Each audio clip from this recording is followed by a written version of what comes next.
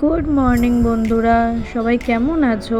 আশা করছি সবাই ভালো আছো, আমিও ভালো আছি। আমার নতুন আর একটা ব্লগে সকলকে স্বাগত। আজকে হলো পয়লা বৈশাখ। পয়লা বৈশাখে সকলকে শুভ নববর্ষ ও আন্তরিক শুভেচ্ছা। সকাল সকাল ঘুম থেকে উঠে স্নান টান করে রেডি হয়ে ঠাকুর ঘরে চলে এসেছি পুজো দিতে। এই যে পুজোর একটু ক্লিপ নিয়ে নিলাম।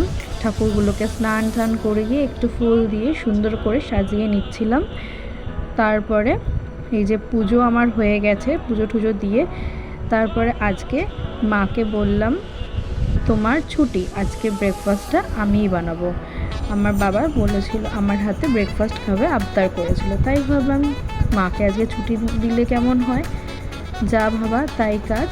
তাই সকাল সকাল চলে এলাম, বানাবো ছোলার ডাল নারকেল হিং দিয়ে, আর তার সাথে এই পুরভরা ছাতুর পুরভরা কচুরি। ছোলার ডাল বানাতে যা যা লাগে ইনগ্রিডিয়েন্টস সব কিছু ওখানে একেবারে সুন্দর করে সাজিয়ে নিয়েছি। ছোলার ডালটাকে ভালো করে সেদ্ধ করে নিয়েছি।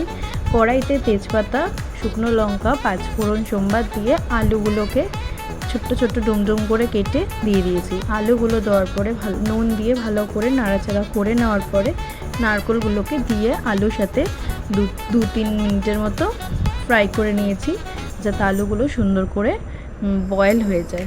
তারপরে তার মধ্যে কাঁচা লঙ্কা আর আদাটাকে একটু আদা, একটু কাঁচা লঙ্কা পেস্ট আর একটু জিরে পেস্ট করে ভালো নিয়েছি। তার মধ্যে দিয়ে ভালো করে কষিয়ে নিয়ে ওর মধ্যে হলুদ গুঁড়ো ও দিয়ে সেদ্ধ করা ছোলার ডালটা দিয়ে ভালো করে কষিয়ে নিয়ে জল দিয়ে এই ফুটিয়ে নিতেই আমার এই যে রেডি ছোলার ডাল। ও আচ্ছা, সবার ফার্স্টে তেলে আমি হিংও দিয়েছিলাম, সেটা বলতে ভুলে গিয়েছি। নামানোর আগে একটু ঘি গরম মশলা দিয়ে নামিয়ে নিলাম। তার ফাঁকেই আমি আটাটা মেখে নিয়েছিলাম, আটা না ময়দা, আর ওই যে ছাতুর পুর। কচুরিটা রেডি করে আর দেখানো ক্লিপটা নেওয়া হয়নি, দেরি হয়ে গিয়েছিল বলে।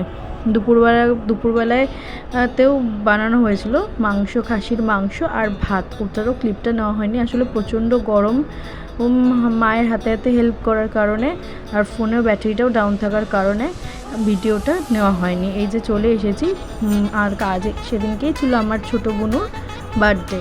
ছোটো বোনু বলতে আমার কাকির মেয়ের বার্থডে, ওর জন্য চলে এসেছি কাকির বাড়িতে।